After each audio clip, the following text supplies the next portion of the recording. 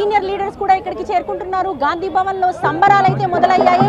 ఇప్పటికే కాంగ్రెస్ పార్టీకి ఒక క్లియర్ పిక్చర్ వచ్చింది అని చెప్పేసి ఇక్కడ నాయకులు చెప్తున్న పరిస్థితి. ఇక్కడికి యువసేన నేతలంతా కూడా యూత్ అంతా కూడా ఇక్కడికి చేరుకొని ఆ సంబరాల్లో పాలు పంచుకుంటున్నారు. డప్పు చప్పుట్లు డాన్సులు చేస్తూ ఇక్కడ తగ్గేదే లే అంటూ ఫ్లెక్సీలను ఇప్పటికే ఇక్కడ ఏర్పాటు చేసి 2028లో మాకు తగ్గేది 100కు పైగా కాంగ్రెస్ సాధిస్తుంది అని చెప్పి కూడా ఫ్లెక్సీలను ఏర్పాటు చేసి ఎంతో ఎంజాయ్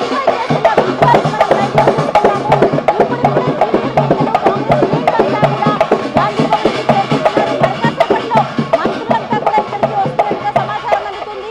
కాంగ్రెస్ శ్రేణులంతా కూడా ఎంతో ఎంజాయ్ చేస్తూ జూబ్లీ హిల్స్ ఉప ఎన్నికలో కాంగ్రెస్ డంకా మోగించబోతుంది. అట్లాగే హైదరాబాద్ లో అసలు స్థానమే లేదనుకున్న చోట ఇటు కంటోన్మెంట్ ఇప్పటికే గెలుచున్నారు. జూబ్లీ హిల్స్ కూడా తమ ఖాతాలోకి రాబోతుంది అని చెప్పి బీఆర్ఎస్ 2 సీట్లను కూడా కాంగ్రెస్ కైవసం చేసుకోబోతుంది అంటూ వీళ్ళంతా కూడా ఇక్కడ ఎంతో హ్యాపీగా ఇక్కడ హల్చల్ చేస్తున్న విషయం అయితే మనం విజువల్లో చూస్తున్నాము. గాంధీ భవన్ అంతా కూడా సంబరాల్లో మునిగి తేలుతున్నారని చెప్పుకోవచ్చు. ఓవరాల్ గా ఇంకా జూబ్లీ హిల్స్ కి సంబంధించిన ఇంకా 2-3 రౌండ్స్ మిగిలి ఉన్నాయి కాబట్టి ఇప్పటికే ఒక గెలుపుకు సంబంధించిన విజయానికి దగ్గరలో ఉన్నాము, చేరువలో ఉన్నాము అని చెప్పి కాంగ్రెస్ కార్యకర్తలంతా కూడా సంబరాలు మునిగి తేలుతున్న పరిస్థితి అయితే గాంధీ భవన్ లో ఉంది. శ్రావణి.